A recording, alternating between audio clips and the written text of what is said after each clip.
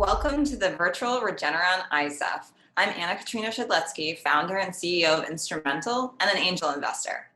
I've been thinking about my time at ISEF back in 2003 and 2004 a lot recently because I competed with an epidemiology project inspired by SARS.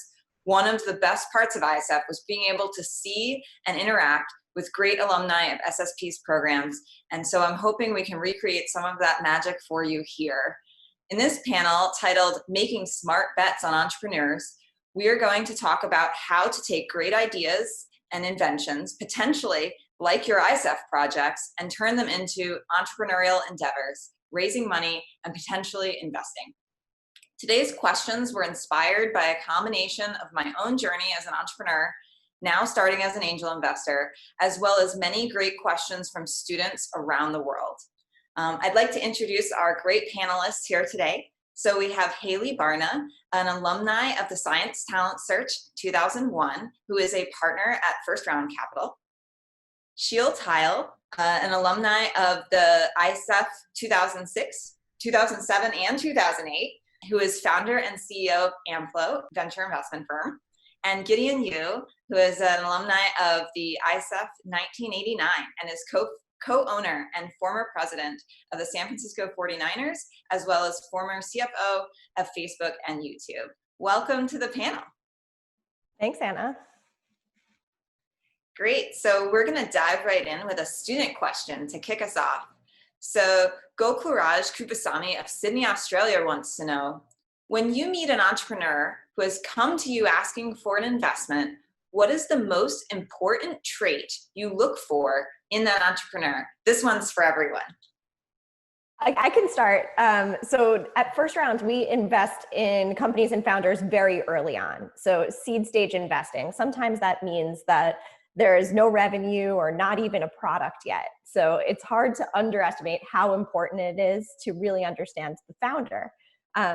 The first thing, and I believe is really important, is talking a lot about their motivations. Starting and growing a company is incredibly hard. It takes a lot of commitment and grit. And so I love to ask people, why? Like, why are you doing this crazy thing of trying to create something out of nothing? And in that, you can really understand what people's motivations are and how authentic it is to them and their skill set and their backgrounds. The next thing is also asking them more about their background before starting a company. At First Round, we don't think people become exceptional on the day they decide to start a business. There's usually things they've done beforehand that were off the beaten path. I actually think that doing independent research or competing in science fairs is a really good indicator of that. And then, it's early on for these founders, and they might not have revenue to tell us about or new customers that they're signing on, but they're probably accomplishing something every week. So I like to ask, what's the best thing that's happened to your business in the last week or two?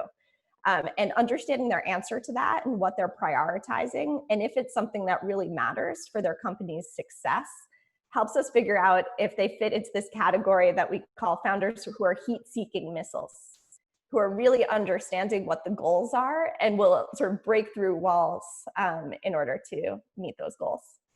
I'll tell you, everything that Haley said was totally spot on. Me being on all the different sides of this question, executive, entrepreneur, and investor at various times. The one thing that I would just kind of not necessarily just add, but accentuate that Haley said is, being an entrepreneur is a really scary, lonely, risky journey, right? And Haley talked a little bit about why do you want to do this?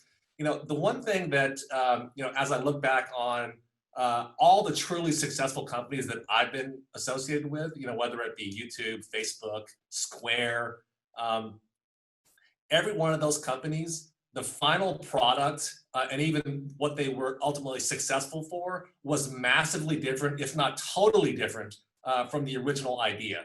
And so the ability to be resilient, to adapt, to iterate, to evolve, and in some cases even totally change yourself, your product, your team, your company, your idea, these are traits, ex post at least, that I see in a lot of these companies. One other thing that I would throw out here, Anna, if I may, is especially for first-time entrepreneurs, for people that are listening to this that are thinking about starting a company, it's important for you to know that pitching to a venture capitalist isn't necessarily the same set of skills as it takes to actually be a great company builder or a great product builder.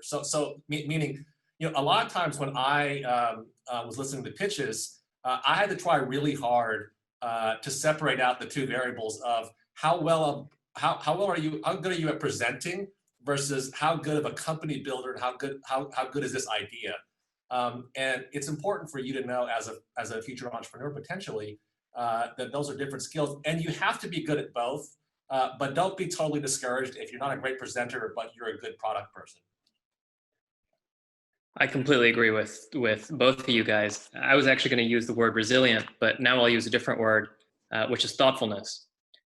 One thing I've learned through my venture journey is great entrepreneurs look different, they smell different, they have different racial preferences, they have different sexual orientations, they are everything. They look totally different, but one common thread between all of them, other than resilience, is thoughtfulness. One thing I've seen is when an entrepreneur is pitching us, the founders that stick out are the ones that are one step ahead of us on everything. It's they've thought about their competition, they've thought about their product, they've thought about how they may ultimately one day make money if they aren't already. And all of those things may change, as Gideon mentioned, and often do change drastically. One thing that I've found is as long as you're thinking about it and are one step ahead of us, it gives us the confidence that our money and our investors' money is in really good hands. I love that. And I think I'll just add that I love when founders say, I don't know. And I think you could be thoughtful and also not know the answer to everything, especially early on. And it actually makes me more concerned when a founder is trying to create answers out of thin air instead of being intellectually honest and share where they don't yet have the data or don't yet know the answers, but instead talk about how they might go about figuring it out. That's great, Haley. Thank you. And thanks for everybody's input. So we're going to move on to another question. Haley and Gideon, you have both been entrepreneurs and investors. How do you think the experience of being an entrepreneur shaped what you look for in the entrepreneurs you invest in? Haley, you're a much more successful entrepreneur than me, so you should certainly jump in, and I'll add to that. That's very kind of you to say. So, when I started Birchbox, I was a relatively young founder. I had only had 3 years of work experience after college, and then I had gotten my MBA. I was also starting a business in an industry that I had never worked in. So I was an industry outsider.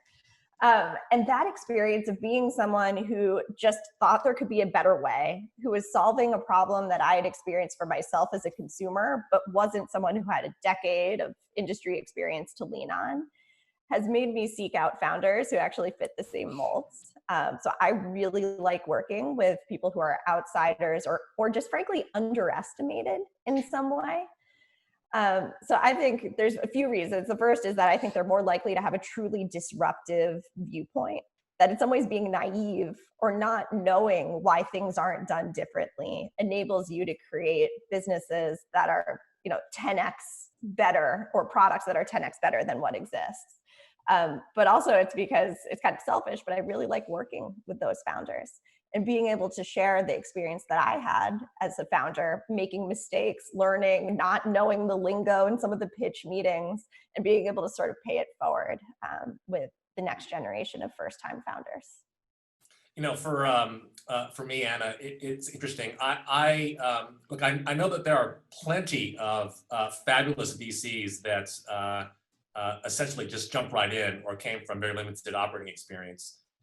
And some of those are the most successful VCs I know. So there are multiple paths into the VC world.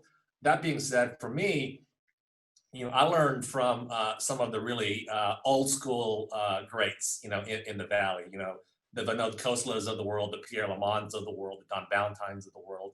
And what they taught me early on, it's interesting. I tried to get into the VC world really early on. And it was kind of like, hey, I can help out companies. But the reality is that the really old school guys, what they always told me was, the way venture capital really started, really in the early days of Silicon Valley was to invest in a very, very small number of companies, roll your sleeves up and really get in there and add value, really get in there and be a part of the team. And they would look at me, when I was trying to join VC firms in the early days and say, hey, look, in order to really join the team, in order to really help out, for example, if I were to go to Haley in the early days of Birchbox and say, hey, I want to invest in this company, very likely it would be, okay, well, what can you do for me? The entrepreneur's journey is kind of like, I'm not here to listen to theory or strategery or any kind of term like that. I want to know what you can do for me personally, right? And, in the early days of my investing career, that really came into play. One of my most successful investments was a company called Square that was founded by Jack Dorsey after he left Twitter. And what's interesting there is there were a lot of probably more famous and more popular venture capitalists in those days that were trying to get the investment. But what Jack, and again, this is a testimony more to Jack than it is to me, but what Jack was looking for was an investor who could really be part of his team, meaning that if he looked at you, he thought to himself, I want to hire that person, but I can't. So I'll take his money instead and have that person be a part of my team. For the first, I'd say 2 years of Square's existence, after we led the Series A, I was at the office of Square for 1 or 2 days a week. And if you think about, those of you venture capitalists out there, especially, Sheila and Haley, for a partner at a $1 billion VC fund to give 1 or 2 full days a week of time to one company, that's humongous. And in order to do that, you really, in my opinion, have to have a lot of operational experience to do it the way in which I try to do it. Great. Can I just add one thing? Please do, which is, Sheil. I haven't built a successful company like Haley or taken a team to the Super Bowl like Gideon. But one thing that I've learned, I worked at a startup before joining the venture world. And one thing I learned is how hard it is to build a company.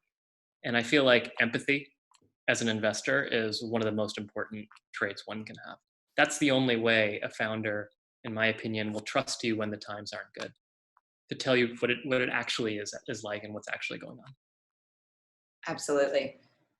Sheil, so you got into venture investing pretty early on in your career and have now raised your own venture fund. What drew you to venture, and what advice do you have for students interested in pursuing that path? Joy Liu from Portland, Oregon specifically wants to know, for students to go into industries such as venture capitalism, what sort of skills or experiences should they seek to build throughout college as well as high school? Yeah, to me, what drew me to venture was actually the story of a company called CellTel. I used to work at a venture capital firm called Bessemer back in the day before starting my own firm. And one thing that, there was an investment at Bessemer that essentially was created, and the business was able to grow because of 2 things. One was an extraordinary founder, and the second was an angel investor who backed that founder. And together, hand in hand, they built a company that ultimately transformed African cellular communications. Pre-CellTel, a woman having a kid in Nigeria had to yell for help. Post-CellTel, she could pick up the phone and call. And that simple innovation transformed a continent. And as I studied that story and other stories like it, I realized that one of the best means of social change is capitalism. And I was never one who was good enough to just focus on one particular problem. I feel like that's a skill set I don't have. Instead, I learned that the skill set that I had was being able to work on multiple problems and at a slightly higher and maybe shallower level, bring resources to those problems and hopefully help some of them grow. And to me, that was the job of venture capitalist, and I tried to do everything I could to get into it. So I first did free work for venture capitalists when I was a student at Stanford. And then ultimately that led me to work at the startup I mentioned, which over time I got to know one of the investors, which was Bessemer. I got an internship, and then it sort of went from there. But I would say the skills that you really need are, in my opinion, similar skills as an entrepreneur, which is in the initial days, persistence and resilience. And if I could add to that for a second, especially to Joy, who asked this question.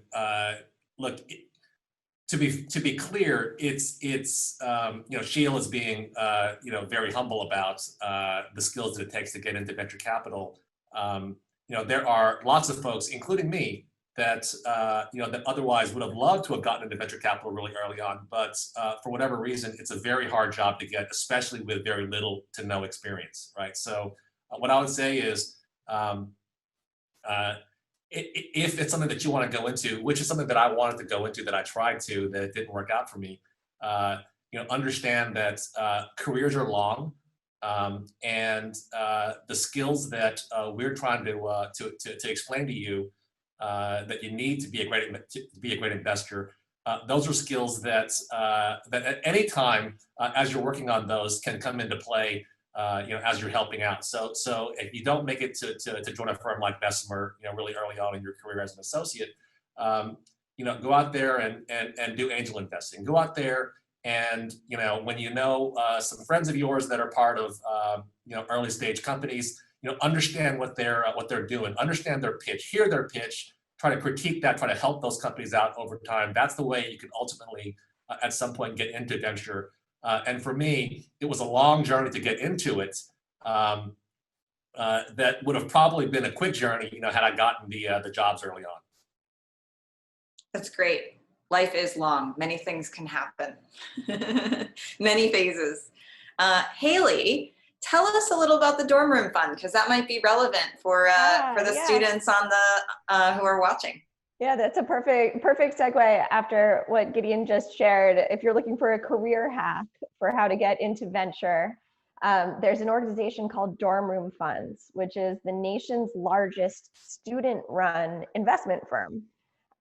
So it's student partners who are operating like the investment partners of a venture capital firm, sourcing their own investments, making their own investment decisions, and supporting those founders post-investment. Dorm Room Fund is backed by the firm that I work for, First Round Capital, and it's invested millions over the last 7 years. Those companies have gone on to be really successful, so raising over $400 million in follow-on capital. And the people that are Dorm Room Fund partners have also gone on to be very successful. So 30% are now in venture capital roles because they were able to get up the learning curve in this very opaque industry while they were students. So it includes undergrads, people who are getting PhDs or MDs. And while it's normally based in the main hubs of entrepreneurship, so New York City, Boston, Philly, and of course, SF, Dorm Room Fund is now operating fully remotely. And that means that we are now national and accepting applications from students all over the US. And the new round of partners will be selected in the fall. So starting in August, you could check out the application form, and just dormroomfund.com is a great way to learn more in the meantime. Great, thanks for sharing that. Gideon, can you characterize your investing as, I've won some, I've lost some, every loss was a bummer, I've learned from each of them. Can you share with us a lesson that you think others might be able to learn from as well? That's the way I characterize my entire career. Where I think you got that from was, I wrote that, as kind of like the summary of my LinkedIn profile, right? And, what I find rightly so, LinkedIn is a place where people present the best versions of themselves and often don't embrace or even talk about or try to hide the failures or the things that weren't quite as good as some of the other successes. And I think that embracing, learning from, and even to a certain extent being proud of your successes, really is a big part of the journey, which is why I wrote that in there. I think one of the great things about Silicon Valley is that it really is a culture that embraces not just failure, because look, if you're just a complete failure, you won't necessarily get a job. But what it does is that it embraces the fact that if and when over a long career have had non-successes in your background, the question, and I'm sure Haley and Sheila will, some of the other questions will answer. You want to know what you learned from those failures, and are you embarrassed about that? Are you, do you embrace what you learned from those things? And so look, here's what I tell you. Here's one lesson. One lesson that I learned was, and certainly I won't divulge the company's name, but there was a company that I invested in that ended up being pretty much a zero. Okay, and it was a bummer. Nobody goes into an investment thinking that it's not going to be a good investment. I thought for sure this was going to be enormous, fabulous product. What I thought was going to be a fabulous team. What it turned out was, look, as with every company, we hit a couple of roadblocks. The product market fit wasn't as solid and immediate as we thought. And what we found was that in that moment of tests of the team, of the product, of the investing group, the CEO founder was just plain wrong. And one of the lessons that you'll learn as a young entrepreneur, also as a young venture capital partner, I don't mean young by age, I mean young by time that you're doing it, is that you have to be able to make that really, really brutal, hard decision, especially as it relates to human resources, as it relates to changing leadership, as it relates to actually having a very tough conversation with leaders about what other roles need to be in there. And I'll tell you, look, I unfortunately made many mistakes along the way of this. Every time we've ever gotten rid of anybody, it's always been, we should have done that earlier. And if I look back on some of the failures, it usually is because we knew the decision to make, but we weren't honest with ourselves, or we weren't courageous enough to make that decision. Great. So just to interject a second, I love what Gideon said about failure. And I actually always come back to my high school research experience when I think about entrepreneurship and also about investing in terms of the value of disproving a hypothesis. And when we make seed investments, we actually think about the money that we're giving founders as a budget to answer questions. And getting to a no is just as valuable as getting to a yes. You're trying to do something like totally different. It might work or it might not, but just figure that out quickly, be intellectually honest about it, and then move fast so that you could evolve the product and, listen to customers and find the thing that will work. But I think for this audience, understanding that like the scientific method and hypothesis testing applies to business is something I really wanted to share. That's a great connection to make, Haley. So Mike Zhang from Palo Alto, California asks, how do investors assess the potential of novel technologies or approaches? So I'll try to answer this, Mike. Good question. And you'd be surprised by how unscientific this often is. We're operating with very little data and information, especially as early stage investors. So the first thing to know is it depends. So if there are customers, if there's revenue, you're opening up the financial records, you're looking at, are customers buying more over time? What's retention look like? What does churn look like? You're maybe talking to customers to understand what was the pain point that you had that encouraged you to buy a product from this company? Who else did you consider and what made this different? So you sort of marry the quantitative with the qualitative a lot in assessing the potential of a product or a technology. But then a lot of it is much more just frameworks and thinking about, in a success case, is this defensible? Is there something about the intellectual property or the network effects that this product could create that means that, it's a winner take all, or something that could get very big and create an outcome that a VC fund is looking for? And another thing we like to think about is this idea of whether the idea is contrarian or not. So contrarian is like the opposite of consensus. There's a lot of things that people believe to be true that are probably right. What's harder to find are ideas that other people disagree with, but that if they're right, will create massive value. And so finding the overlap of founders or products that are contrarian, but also if they're right, could create a lot of value is what we're looking for as investors.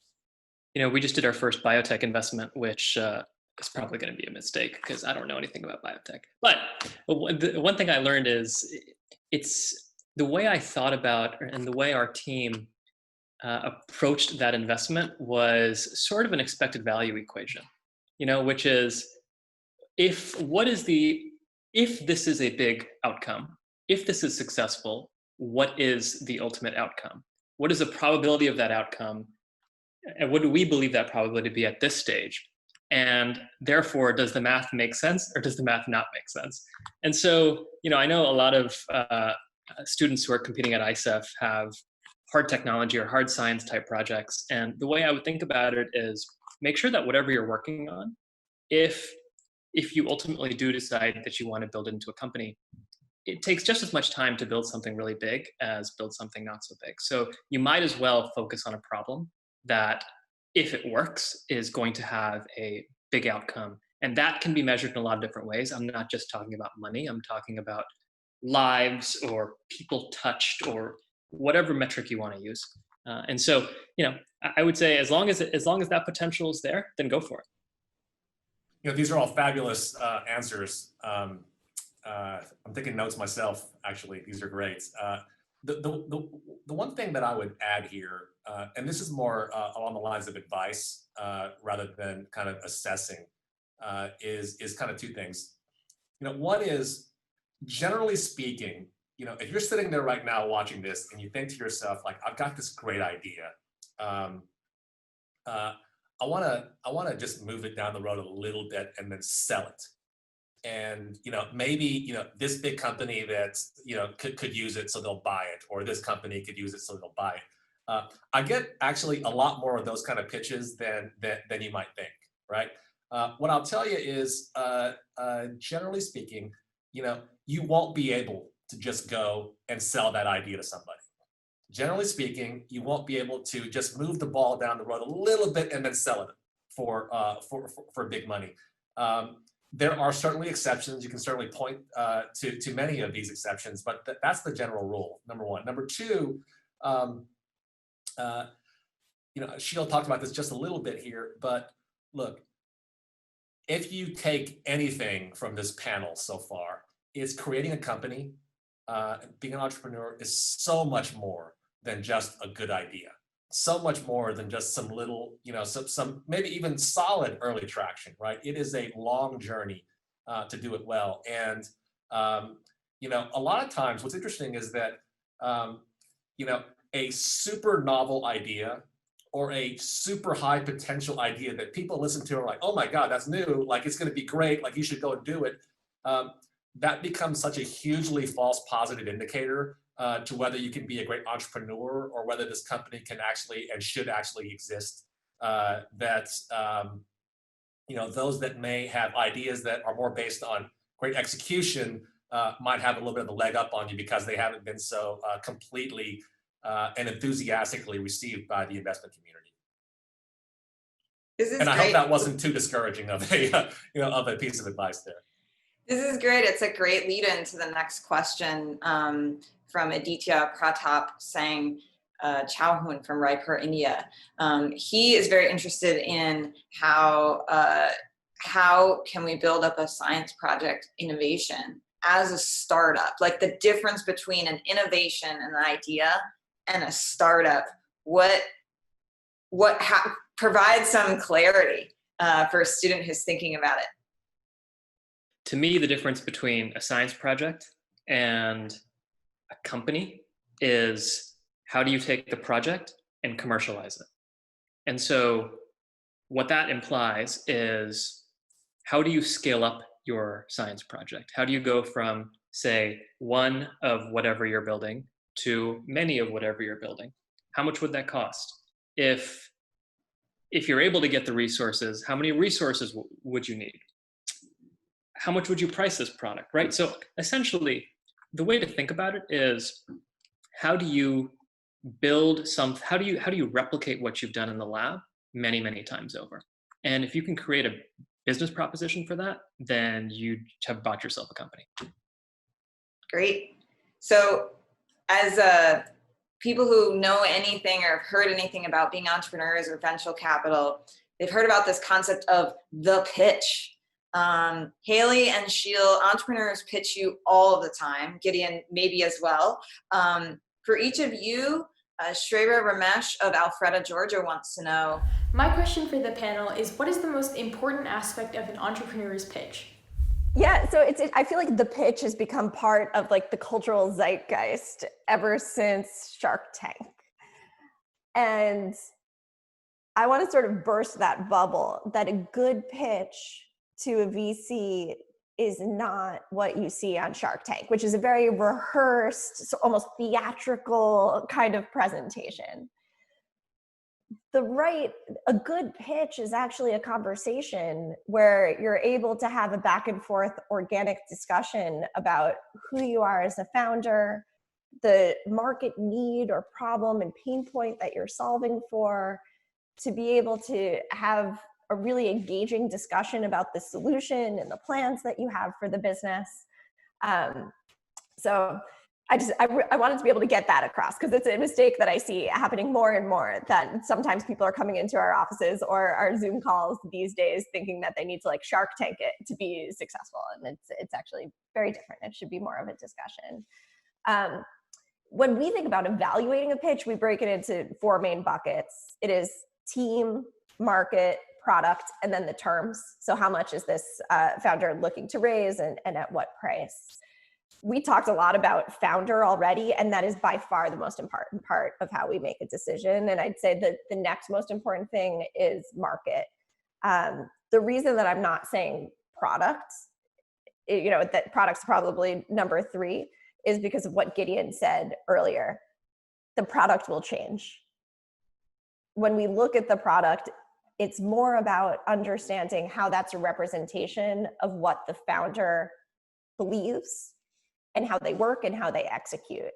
And so digging into a product, whether it's a software demo or talking about a hardware device, it's to understand how that founder makes decisions, what they prioritize, not to really evaluate the product in that instant in time. One thing I'd add here, in my days as a venture capitalist, again, everything that Haley said was spot on. What I would add would be, it's really important, the conversation and Q&A part of a pitch, meaning it'd be great if the pitch deck itself were sent out early enough and the partners were engaged enough. That's not necessarily always the case on both sides there.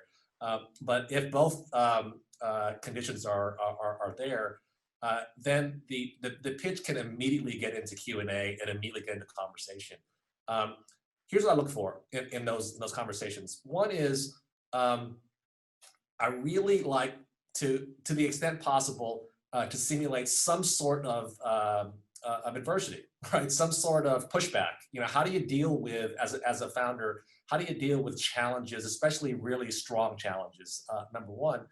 And number two, when you don't know something, right? Look, some people may listen to Haley's earlier advice and say, oh, great, then I'll go in there and I'll say, I don't know. And people will just say, that's good. Not necessarily the case, right? Part of it is to say and admit that you don't know, but also part of it is to say, okay, I don't know that, but let me demonstrate my quality of thought. Let me demonstrate my process, my approach to situations that I don't really know very well, so that you'll know what happens if you put money into my company when I face these challenges, right? And that is incredibly important. And if you're the entrepreneur and you're finding that the pitch itself is not going that direction, do the best you can to encourage much more direct conversation with the partners in the room, so that kind of conversation happens and that interaction happens. Yeah, if during a pitch there's no questions, no pushback, then that's actually a bad sign. Okay, let's switch gears and talk about something a little bit topical.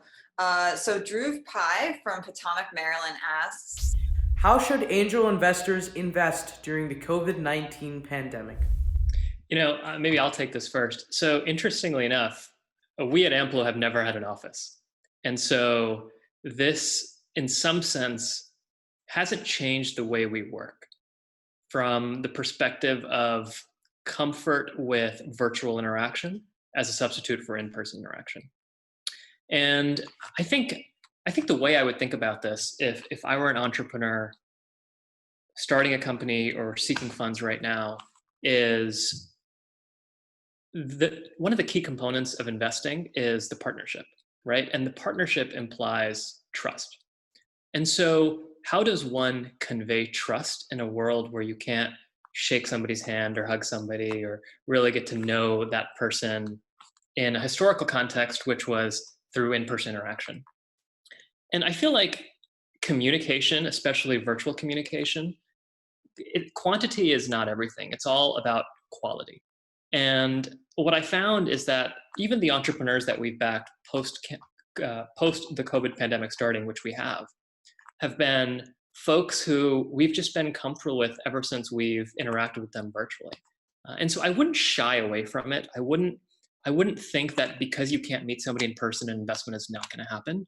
Instead, I would actually lean into it, and I would just make sure that the business that you are tackling is one that is in line with the times, as opposed to trying to fight against the times. But as long as that is sustained, then I wouldn't fear the fact that you can't actually meet somebody in person.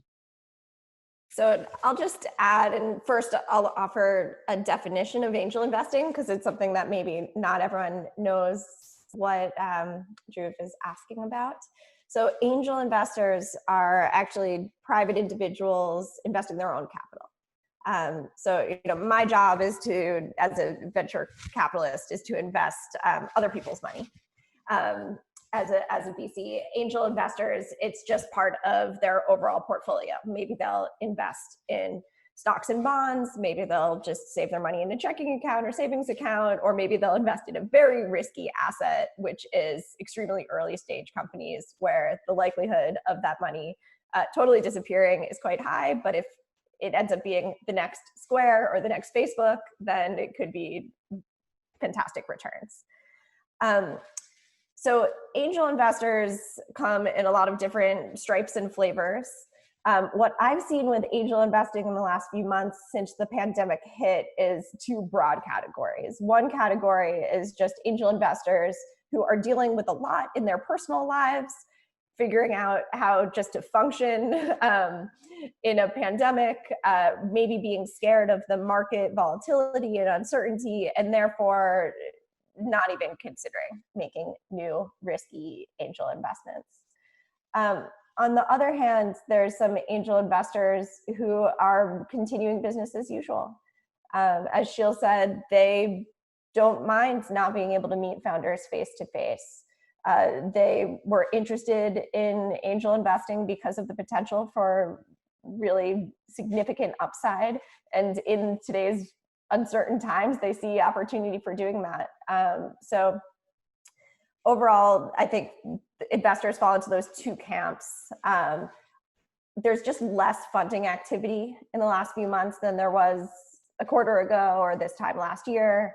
There's some change in the pricing of deals or the size of those deals, but it's still happening. Great. So let's enter our final question here to end on a high note. So it's the job of venture capitalists to see the future and make bets on the winners. The present seems like a particularly dark time for humanity. As venture capitalists, what do you see in the future that you find to be particularly hopeful? So I'm an eternal optimist, so I'll go for it. Despite the dark times and struggles that we're going through globally, I think there's just a ton of silver linings for what we're experiencing as well. It's like we're all participating in a shared experiment in behavior change. And as an investor, very curious about how much of the behaviors that we've had to change will stick and how many will snap back to what it was like before the pandemic. But the things I'm most hopeful about include the acceleration of some trends that democratize information and resources. So things like telehealth and remote learning. I feel like there was just friction or regulation that was getting in the way of people being able to receive high quality information or high quality healthcare. And now we're all seeing how efficient and effective it is.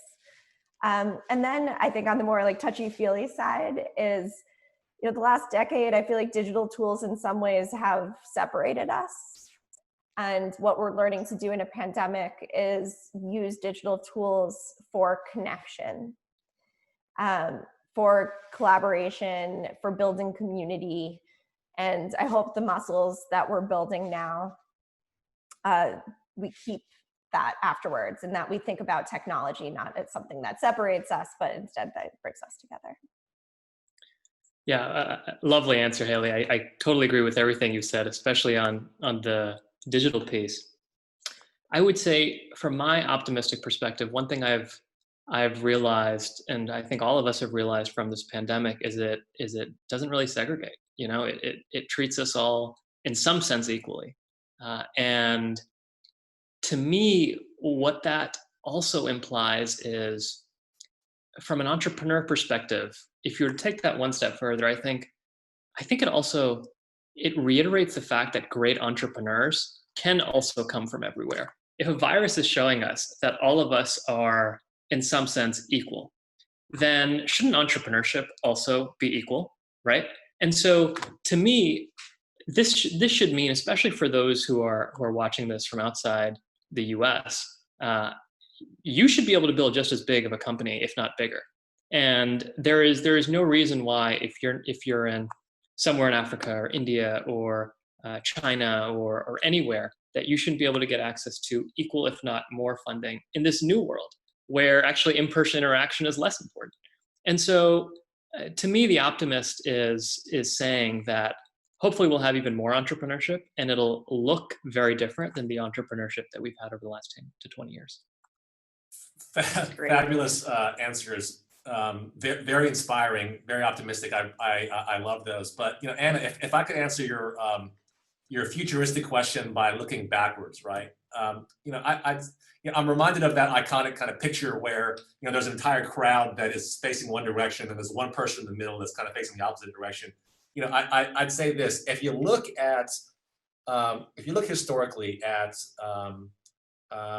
some of the really bad, dark moments in history. And look, one of the benefits of being, one of the old people in Silicon Valley, quote unquote, is that, I've been through now, three kind of, bubbles that have kind of, expanded and burst and expanded and burst. And I'll tell you this. For sure, in the technology sector and and venture investing, entrepreneurship, if you look back, all the moments that have been dark like this, whether they've been financial collapses, societal collapses or whatever, a super impactful crop of companies that were worth lots of money and were very valuable were born out of those moments. And what I'll tell you is that, in my opinion, we will look back on this time from this perspective and have the exact same answer, if not a bigger answer. There may be bigger companies that come out of this crop of companies that are started now, or more importantly, are forged from this moment. And look, I'd even say that that's something that I can, 100% guarantee will happen, in my opinion. Great. Well, thank you all so much for participating in this virtual session. And to all the students out there, best wishes for your entrepreneurial journeys.